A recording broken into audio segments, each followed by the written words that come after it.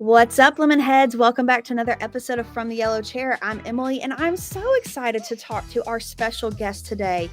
We have Kathrine Farris from MarkeTecs, and she combines the creativity and strategic approach in marketing. So, how do we take our marketing efforts, but then actually follow through and seal the deal with the lead? Because what is marketing if we're not actually getting revenue for it? So, I'm so excited to chat with her today. Thank you for listening. Without further ado, let's sip some lemonade.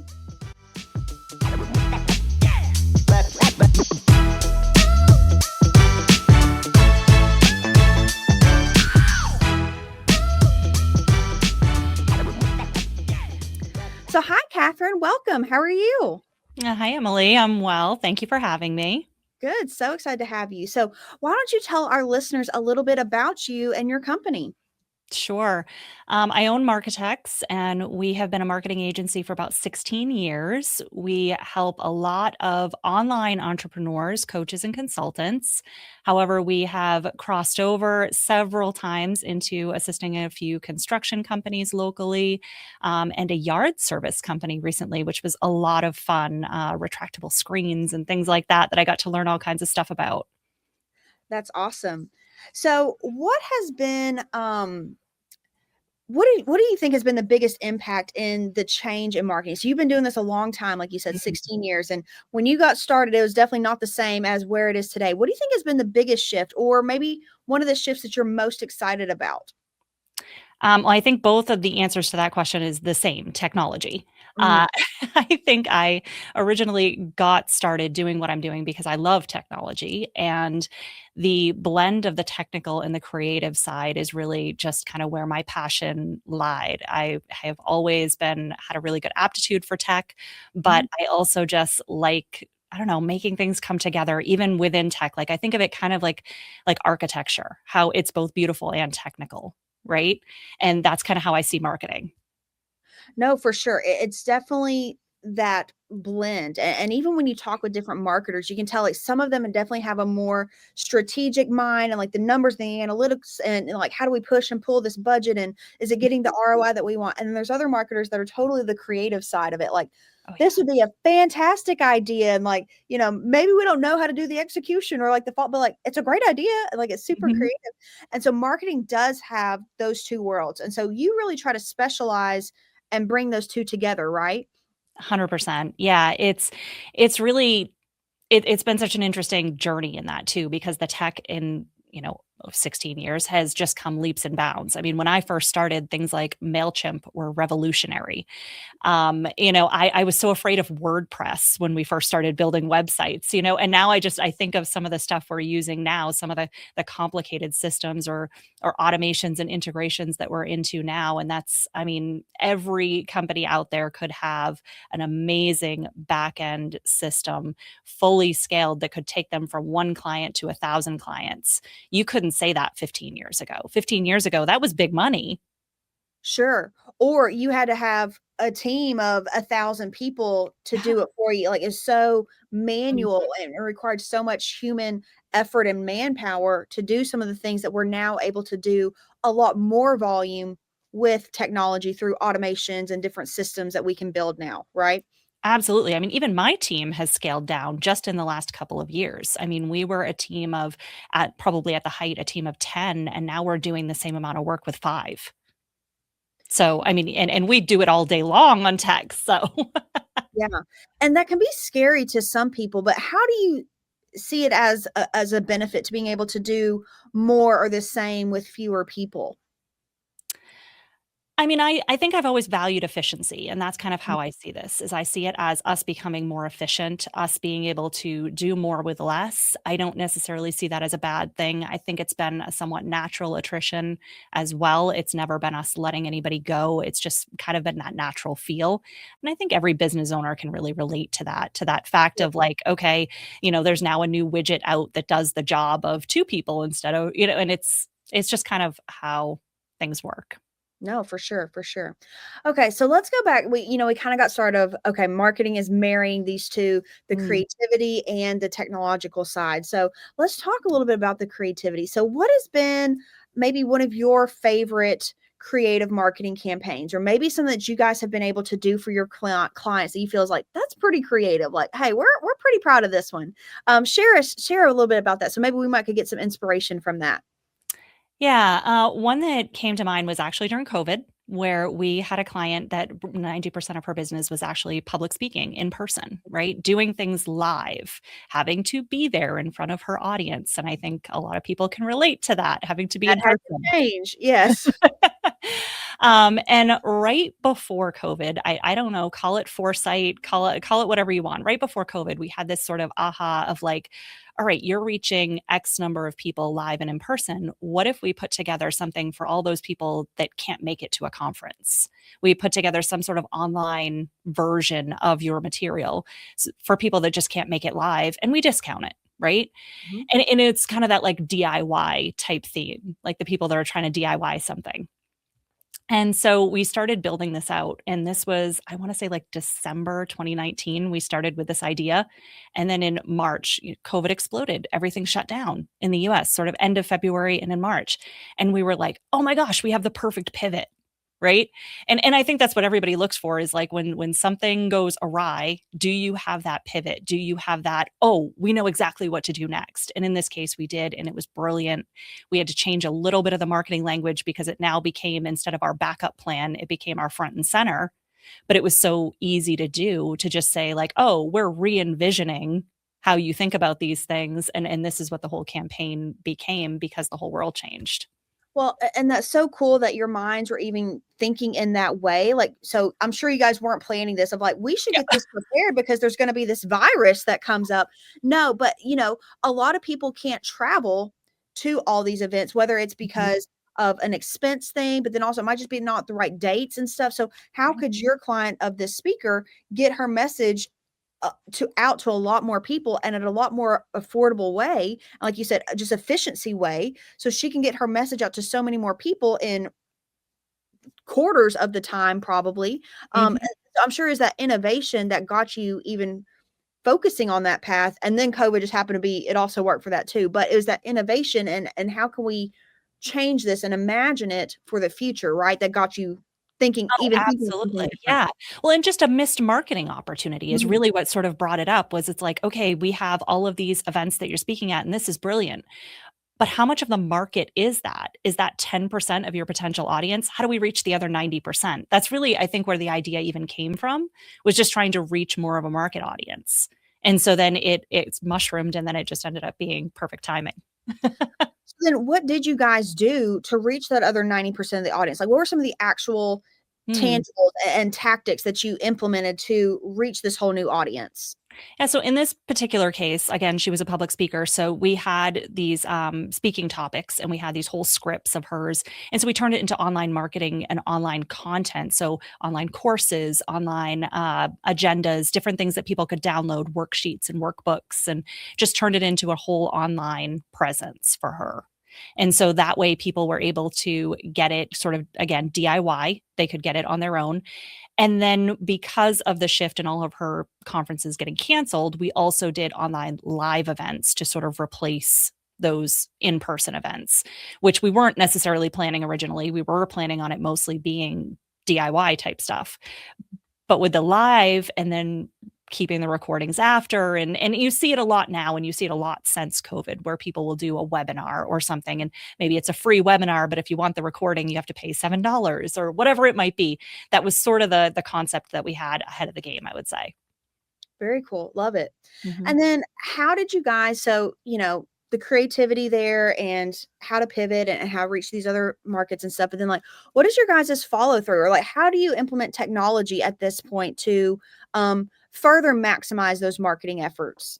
Yeah. I mean, so that comes from every point that you engage with people online, whether it be an Instagram DM, whether it be a Facebook message, whether it be a form on your website. We most of our clients have what we call lead magnets. So something that people are going to engage with.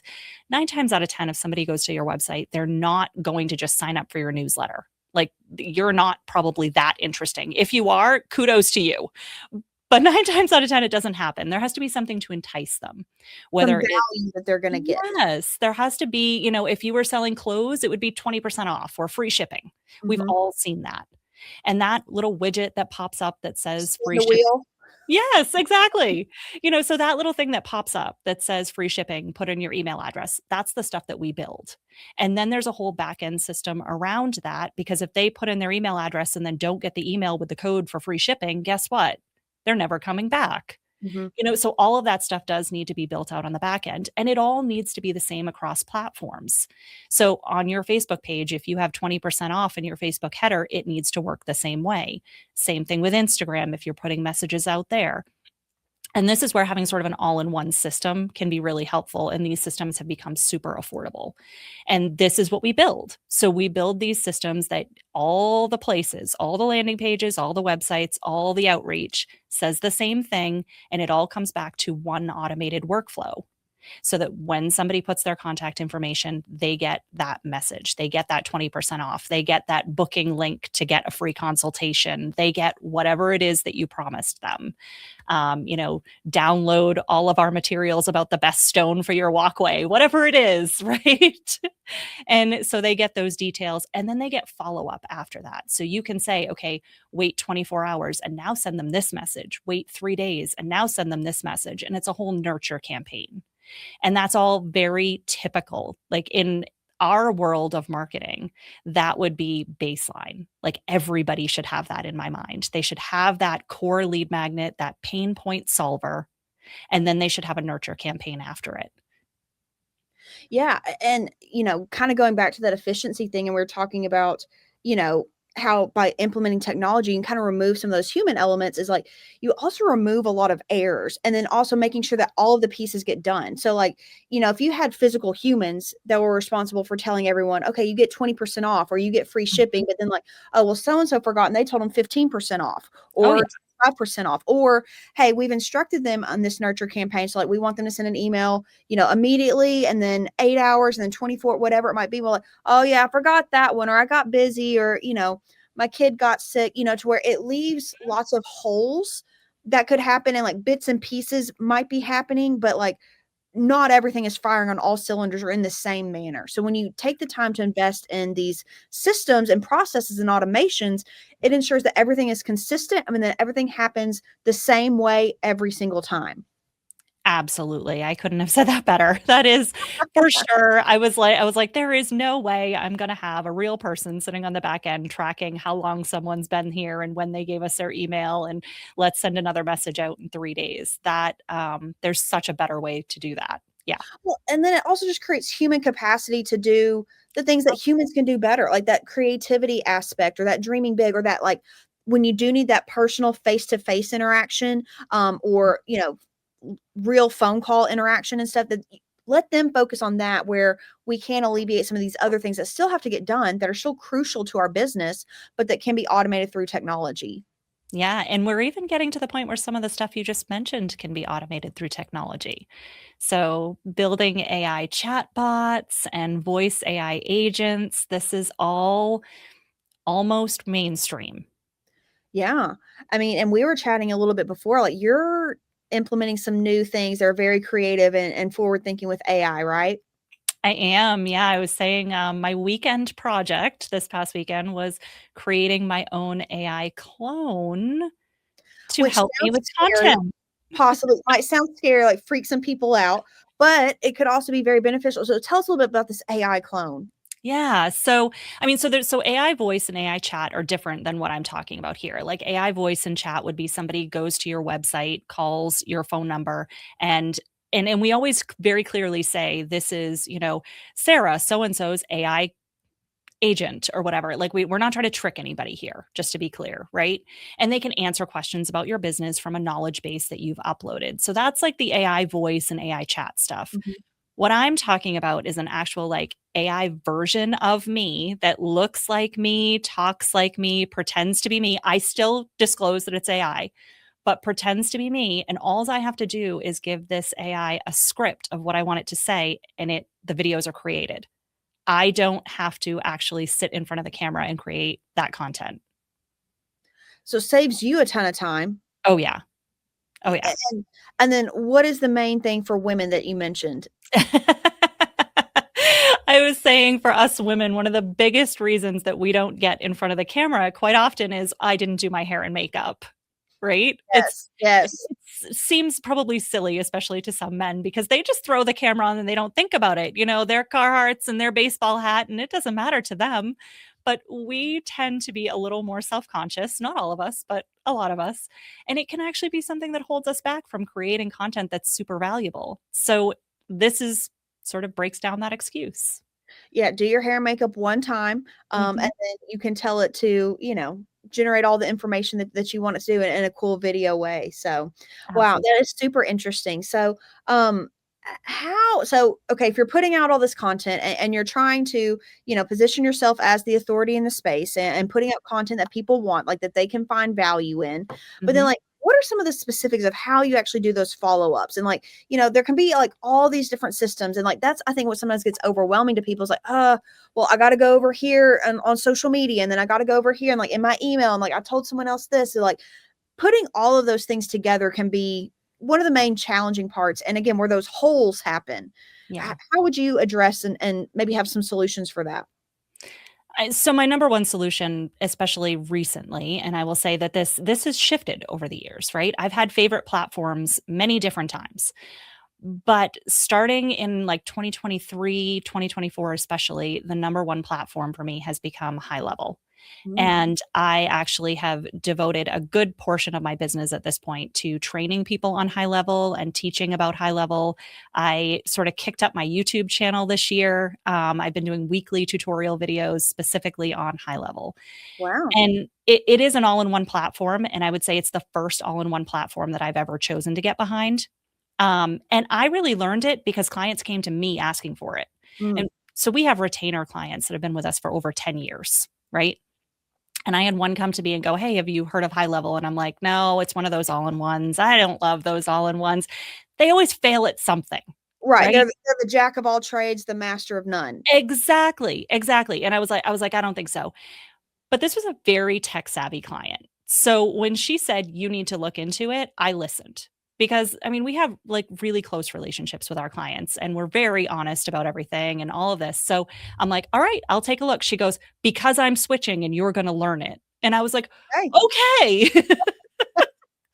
And so I dove in head first, helped her migrate all of her stuff. And I think within 2 weeks, I called her up and I was like, "Oh my gosh, you're right.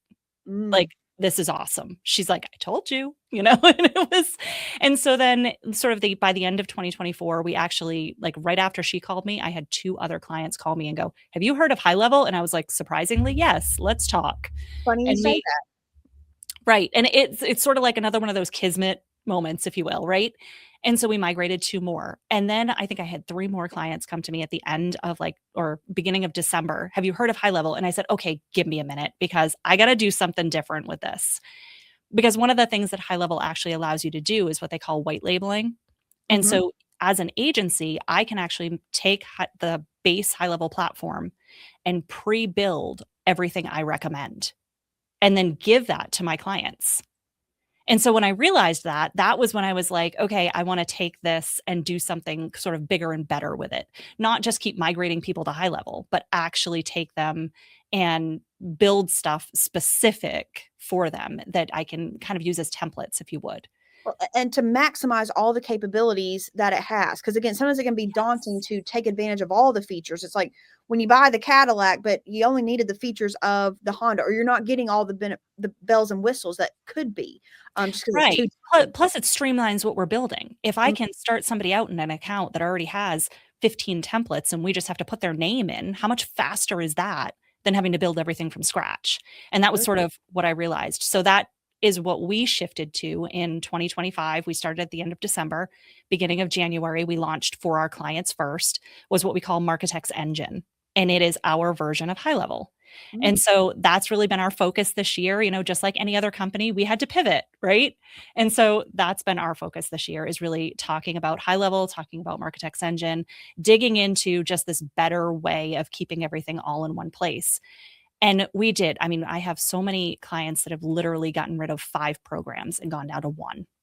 And they're saving, I mean, one of my clients was spending $1,700 a month for HubSpot, Mm, just for HubSpot. She had other programs too.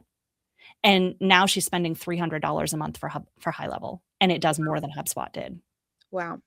Tremendous time and money savings there. Absolutely. Well, that is so interesting, and, yeah, well, such a wealth of knowledge here, Katherine, and so if someone wanted to get in touch with you, or if they wanted to find out a little bit more about how can you marry the creativity with the technological side, or maybe even a little bit more specifically about HighLevel, how could people get in contact with you? Yeah, so marketecs.com is all of our information, and we talk about the software. We have like I said, tons of tutorials and links there. And we're Marketecs on YouTube as well, where you're going to find all of our contact information. So I'd love to have people check it out. That sounds fantastic. Well, Katherine, thank you for joining me today. I really appreciated our conversation, and thank you for listening to another episode of From the Yellow Chair. From the Yellow Chair is powered by Lemon Seed Marketing. We are your home service strategy and branding experts. So if you are needing help marrying all the pieces, check us out and check out MarkeTecs. They're doing great things as well too. So thanks for listening.